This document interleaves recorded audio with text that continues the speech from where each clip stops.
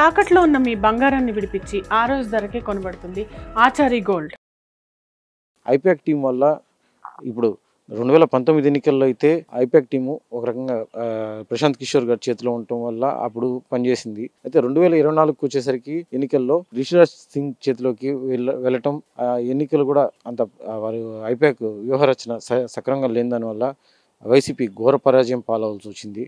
అయితే ఐపాక్ టీంని ఇప్పుడు ప్యాక్ చేసే పరిస్థితిలో వైసీపీ ఉంది అనేసి ఒక వార్తలు వస్తున్నాయి. ఈ వార్తలపైన మీరేమంటారు? అంటే ఒక ప్రముఖ ఛానల్లో ఇట్లాంటి ఒక వార్త ప్రచురితమైంది. ఆ వార్త నిజమైతే ఐపాక్ వల్ల, ప్రశాంత్ కిషోర్ నాయకత్వంలోని ఐపాక్ వల్ల 2019 ఎన్నికల్లో గెలవలేదు, కానీ వీళ్ళ వల్ల 2024లో ఓడిపోవడంలో మాత్రం ఒక మంచి పాత్ర పోషించుంటారని నా అంచనా. ఓడిపోవడంలో వీళ్ళ పాత్ర ఉంటుందేమో కానీ గెలుపులో మాత్రం వీళ్ళ పాత్ర లేదు. ఎందుకంటే ప్రశాంత్ కిషోర్ మీద ఒక ప్రచారం ఏంటంటే ఈయన ఎవరితో సపోర్ట్ చేస్తే వాళ్ళు గెలుస్తారని. కానీ అది కేవలం ప్రచారం మాత్రమే. గెలిచే వాళ్ళ దగ్గరికి వెళ్ళి గెలిపించే ప్రయత్నం ఆయన చేశాడు. సక్సెస్ అయ్యేసరికి కొంత ఇమేజ్ వచ్చింది.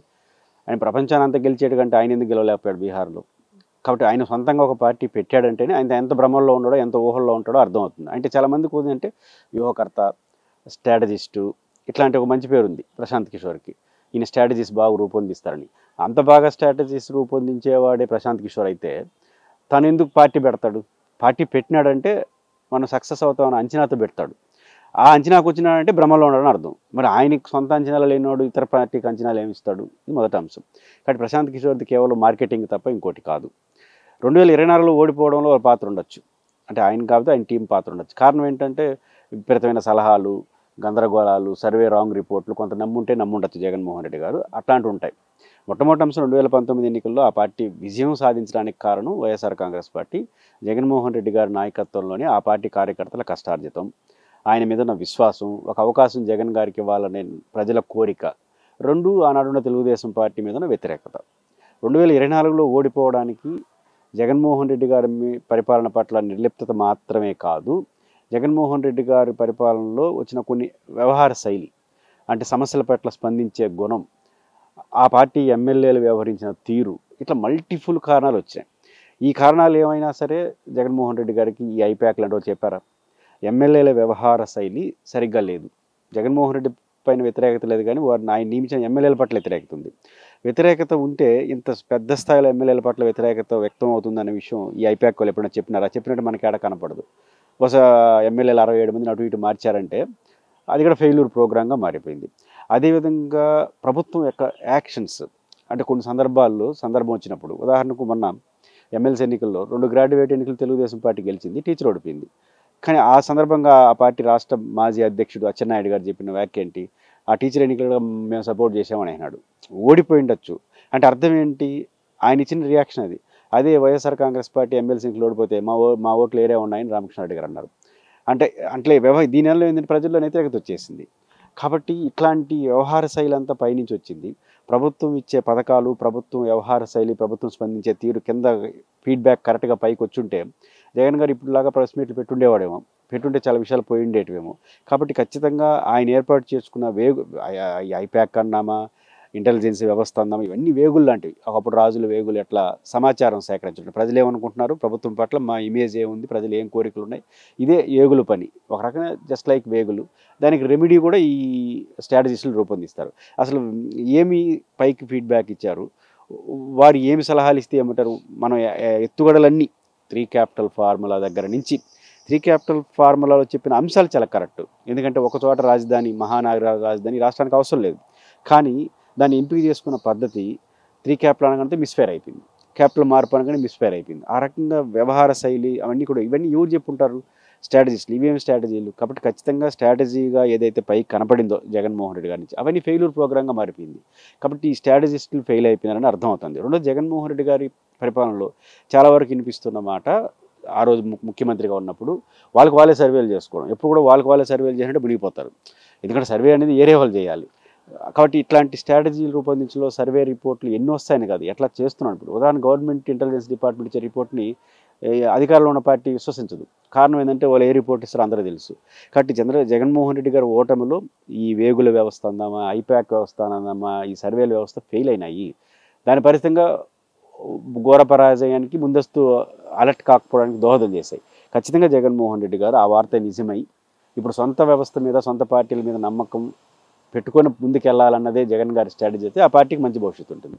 కారణం ఏంటంటే పార్టీ లీడర్ల కన్నా పార్టీ లీడర్లు ప్రజల్లో ఉంటారు, వాళ్ళకి తెలుస్తాయి. కాబట్టి జగన్మోహన్ రెడ్డి గారు విస్తృతంగా ఐపాక్ టీంతో ఈ స్ట్రాటజిస్టులతో ఈ సొంత పార్టీ ఎమ్మెల్యేలు నాయకులు చేసే సర్వేలతో కూర్చునే టైంలో ఆ టైం కంప్లీట్గా నియోజకవర్గ స్థాయి కార్యకర్తలతో నాయకులతో కానీ జగన్ గారు కూర్చుంటే ఎప్పటికప్పుడు ఫీడ్బ్యాక్ ఉంటుంది, అద్భుతాలు చేయొచ్చు. ఎప్పటికప్పుడు ప్రజల్లో వస్తున్నటువంటి వ్యతిరేకతను వాళ్ళకి చెప్తారు, మార్చుకోవచ్చు. పార్టీ శ్రేణి ఇది పరిష్కారం. కాబట్టి జగన్మోహన్ రెడ్డి గారు ఏదైతే నియోజకవర్గం ఇప్పుడు రాష్ట్ర స్థాయిలో సమావేశాలు సమీక్షలు నడుపుతున్నారు, నెక్స్ట్ బహుశా నియోజకవర్గ స్థాయికి వస్తారంటున్నారు. ఈ రెండు కానీ పూర్తి అయిపోతే ఇంతకు మించిన ఫీడ్బ్యాక్ జగన్ గారికి అవసరం లేదు. కాబట్టి ఆ వార్తా ఛానల్లో వచ్చిందే నిజమైతే వైసీపీకి మంచి భవిష్యత్తు ఉన్నట్టుగానే భావించాలి.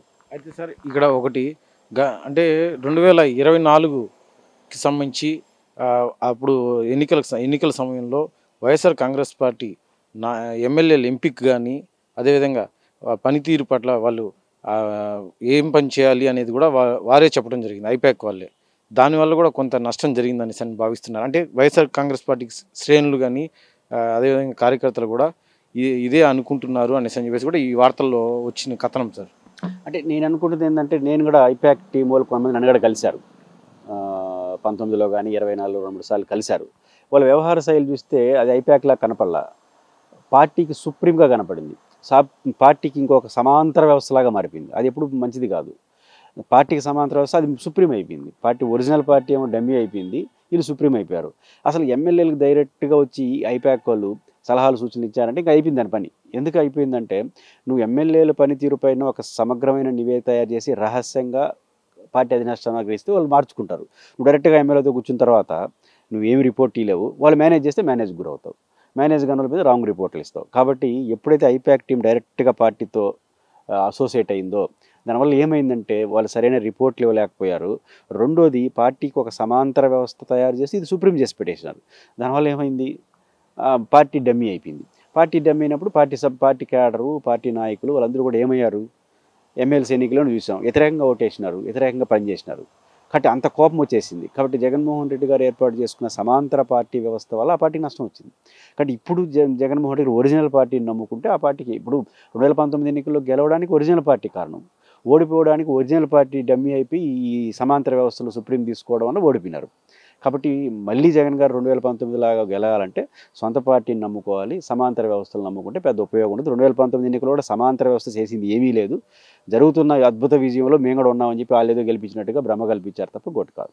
అయితే ఇక్కడ ఇంకోటి సార్, చివరిగా జగన్ సొంత సైన్యాన్ని పెట్టుకొని ఈసారి మొత్తం ఎన్నికల్లోకి కానీ అదేవిధంగా ప్రజల్లోకి కానీ ముందుకెళ్లే పరిస్థితి ఉందంటారా?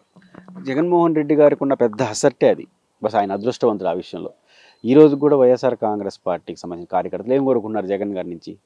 ఎక్కువ మంది కోరుకుంటా అనేది ఒక సెల్ఫీ, ఒక ఫోటో, ఒక పలకరింపు. బస్ ఏ పార్టీ నాయకుడికి లేనటువంటి అసట్టు జగన్ గారికి ఉంది. దాదాపు 5 ఏళ్ళు ముఖ్యమంత్రిగా ఉన్నారు. సహజంగా ఏం కోరుకుంటారంటే గతంలో ఏం చేసినావు, రేపు ఏం చేస్తున్నావు అని అడుగుతారు. కానీ కార్యకర్తలు కూడా వ్యతిరేకంగా పనిచేసిన ఒక వార్త ఉంది. అట్లాంటి ఓటమి తర్వాత కూడా ఇప్పుడు జగన్ గారి నుంచి ఏం కోరుకుంటున్నారంటే, మాకు జగన్ గారు మాకు కనపడాలి, మాకు ఈ మధ్యలో ఉన్న ఎమ్మెల్యేలు వీళ్ళు కరెక్ట్ కాదు, మాకు డైరెక్ట్గా జగన్ యాక్సెస్ కావాలని ఎక్కువ మంది కోరుకుంటున్నారు. అంటే జగన్ గారి పట్ల ఇప్పటికి కూడా అచంచలని విశ్వాసం ఉంది. ఏ పార్టీ నాయకుడికి లేనంత అసట్ జగన్ గారు. ఆ అసట్ని ఆయన నిర్లక్ష్యం చేయడం వల్లనే గతంలో ఈ ఫలితాలు వచ్చినాయి. రేపు దాన్ని మార్చుకొని ఏదైతే అసట్ జగన్ గారితో పదవులు కావాలని, జగన్ గారితో పనులు కావాలనుకునే వాళ్ళు 10% మంది, 90% మంది జగన్ ఆప్యాయతలు ఇవే కోరుకుంటారు. ఆ 90% మందిని అడ్రస్ చేయగలిగితే జగన్ గారు అంతకు మించిన ఆస్తి ఇంకోటి ఉండదు. కాబట్టి అది ఆయనకు ఉంది. ఖచ్చితంగా వాళ్ళు సైన్యంలో ఉపయోగపడతారు, ఆయన కోసం అన్నీ తెగించి నిలబడతారు. కాబట్టి దాన్ని ఆయన గుర్తిస్తే మంచిది. ఏ నాయకుడికి లేనటువంటి అసలు జగన్ గారు దాన్ని గుర్తిస్తే సమస్య పరిష్కారం అయిపోతుంది. ఐపాక్ ప్యాక్ చేసి వైఎస్ఆర్ కాంగ్రెస్ పార్టీ జగన్ ఆయన ఏదైతే సొంత సైన్యం ఉందో ఆ సైన్యాన్ని ఇక నుంచి ముందుకు తీసుకెళ్ళి అదేవిధంగా ప్రజల్లోకి వైఎస్ జగన్మోహన్ రెడ్డి ఆయన విధి విధానాలని తెలుపుతూ ప్రజల్లో ఒక నమ్మకాన్ని, విశ్వాసాన్ని ఆయన అయితే ఆల్రెడీ ఇప్పటికే ఏర్పరచుకున్నారు. అయితే అదే నమ్మకాన్ని ఇంకా బలపరుచుకునే విధంగా ఆయన ముందుకెళ్లాలనేసి అని చెప్పేసి అదేవిధంగా పార్టీ నాయకులు, కార్యకర్తలు కూడా ఏదైతే ఈ టీడీపీకి సంబంధించిన ఈ సూపర్ 6 ఇలాంటివి అమలు కాలేదో వాటన్నిటిపైన కూడా ఈ సూపర్ మోసం చేశారు అనేసి అని చెప్పి ప్రజలకు తెలియజేసే విధంగా వీరంతా కూడా ఈ ప్రభుత్వ విధానాలని వ్యతిరేకిస్తూ ముందుకెళ్ళి అదేవిధంగా పార్టీ వైఎస్ఆర్ కాంగ్రెస్ పార్టీకి సంబంధించిన విధి విధానాలని ముందుకు తీసుకెళ్లాలనేసి అని చెప్పేసి కోరుకుంటున్నారు. మీరు బంగారం తాకట్టు పెట్టి ఆ బంగారం డబ్బులు కట్టలేక ఇబ్బంది పడుతున్నారా? ఆచారి గోల్డ్ వాళ్ళు మీ బంగారం కొని మీ లోన్ తీర్చి మిగిలిన డబ్బులు మీకు ఇచ్చేస్తారు. ఇంకెందుకు ఆలస్యం? ఆచారి గోల్డ్ ఈ నెంబర్స్కి కాల్ చేయండి.